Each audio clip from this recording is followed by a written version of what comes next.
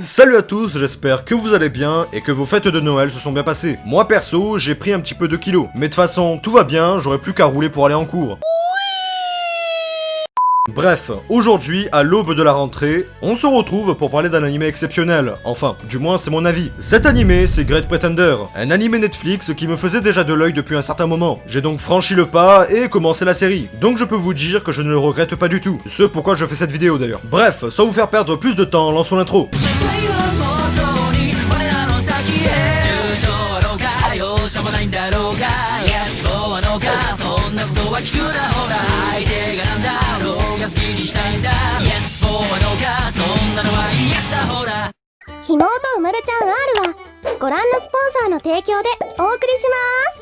Great Pretender est un animé qui a pour genre comédie, mystère, drame, thriller et action. L'œuvre a fait directement ses débuts en animé par l'auteur Ryota Kawasa, est produite par Witch Studio et ensuite licenciée en France par Netflix. La série sera diffusée de juin 2020 à septembre 2020 pour comptabiliser un total de 23 épisodes pour une seule saison. Quelque temps après le démarrage de la série, sera sortie une version papier, donc un manga basé sur l'adaptation animée, qui n'est pour l'instant pas très développé au vu de comment c'est récent. Great Pretender nous fera suivre le quotidien de Edamura Makoto, aussi surnommé Edamame, un jeune homme qui a eu un passé assez difficile, tellement difficile qu'il n'arrive même pas à reprendre un travail honnête. Sa mère est morte et son père est un avocat qui s'est fait condamner pour trafic d'humains, donc ouais, pas ouf l'enfance. Il a bien essayé de travailler honnêtement, mais l'entreprise qu'il avait rejoint l'a employé à des fins illégales. Bien sûr, ils se font prendre, et vu les antécédents de son père, Makoto est déclaré coupable lui aussi, alors qu'il ne savait strictement rien de ses activités illégales. En bref, c'est un jeune homme assez tourmenté, tellement qu'il va se mettre à devenir un escroc avec l'aide de son ancien patron, celui qui lui faisait faire des activités illégales. Et il faut dire que la vie en tant qu'escroc, ça marche plutôt bien. Tout roule pour Edamura, sauf un jour où il va essayer d'escroquer un touriste français, RPZ de la France. Oh la télé, la télé, la télé!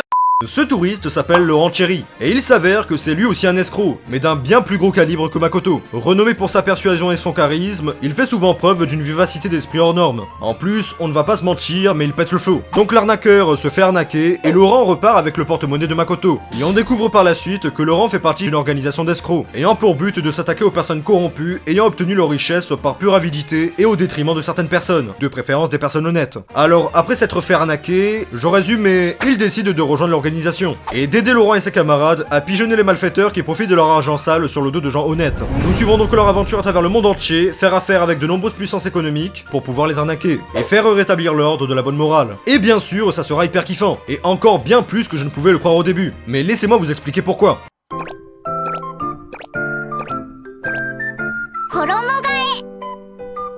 Great Pretender, un peu comme Millionnaire Détective, m'a vraiment surpris. Au début, on s'attend à un animé découpé en plusieurs parties qui ne se suivent pas. Et vraiment, c'est plus ou moins le cas au début. Mais plus on avance, et plus on se rend compte que tout a du sens. Tout a un lien de causalité avec les événements passés. Mais même ce genre de mini-arcs qui nous sont proposés sont ultra divertissants, car ils sont faits du moule entier de la série. Dans ce sens, celui-ci va approvisionner le contenu de l'histoire avec tous les bons éléments qui fait que c'est si kiffant à voir. Tout d'abord, son premier point, mais assez majeur quand même, c'est l'adaptabilité dont fait preuve la série. Sérieusement, je n'ai jamais ressenti autant d'immersion dans un environnement avant de regarder cet animé. S'il y a des français, bah on recrute des CU français. S'il y a du chinois, bah ça parle avec des CU chinois, et etc. Que demande le peuple? Et l'immersion ne s'arrête pas là, car quand nos personnages sont quelque part, la série nous montre bien les éléments infimes de l'environnement qui fait qu'on sait qu'on est là. Ce ne sont que des détails certes, mais si on est en France, il est normal de voir des journaux français, des banderoles de magasins français, ou même des voitures françaises comme Renault. Et c'est cette abondance de détails qui fait qu'on remarque l'effort de recherche et d'incrustation à une culture ou une langue. Les séries qui reprennent la France avec baguette de pain et vin rouge, ça va 2 minutes. Et en général, ils se feront même pas chier et les personnages parleront aussi le japonais. Car c'est connu que tous les Français sont des fils du soleil levant.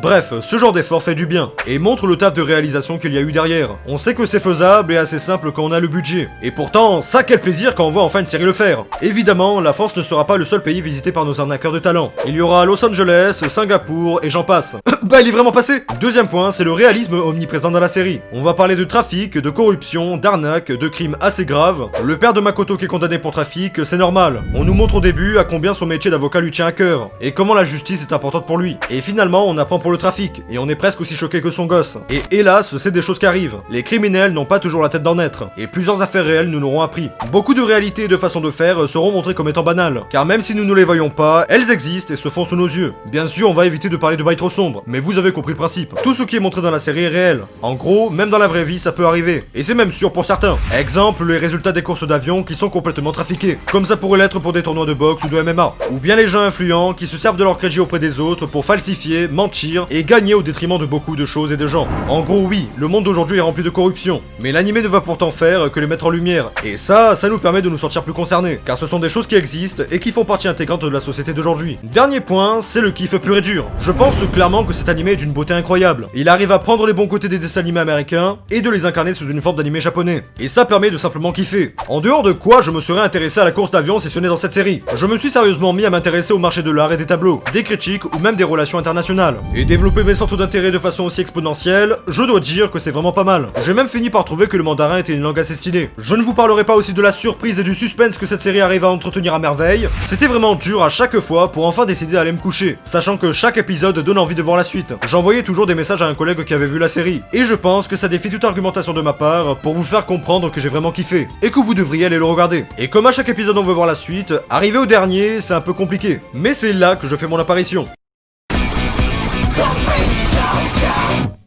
Petite rectification avant de commencer, juste pour vous dire que la suite n'est pas vraiment la saison 3, mais plutôt la saison 2, car l'anime avait été séparé en deux parties, qui ne forment normalement que la saison 1. Mais Netflix a noté la deuxième partie comme étant la saison 2, alors que c'est juste la suite de la saison 1. Voilà, en gros pour vous dire que la vraie suite c'est pas la saison 3, mais plutôt la saison 2. Niveau du scénario, on pourrait se dire que tout est fini. On a exploré le passé d'un peu tout le monde, et les événements de la trame principale sont vraiment terminés. Sauf que, maintenant Laurent a appelé une fois de plus Makoto pour de nouvelles escroqueries qui ont un lien cette fois avec le nouveau président des États-Unis. Et ceux qui seront restés jusqu'à la fin du dernier épisode auront pu apercevoir un personnage très important et qui a beaucoup de valeur aux yeux de Laurent. Évidemment, c'est clairement une porte ouverte, limite de la provocation pour une suite. Donc pour une saison 2, on pourrait penser qu'ils vont totalement utiliser cette trame scénaristique et peut-être aussi ajouter des éléments par-ci et par-là, comme par exemple le passé de la vieille ou encore celui d'un autre membre de l'équipage. En bref, avec ce qui est laissé à la fin et les possibilités qui demeurent toujours, niveau du scénario, c'est totalement possible. De plus, dans une interview de l'auteur datant du 14 décembre, celui-ci indiquait que si on veut une saison 3, il faudra en parler autour de nous pour que ça fasse plus de vues sur Netflix.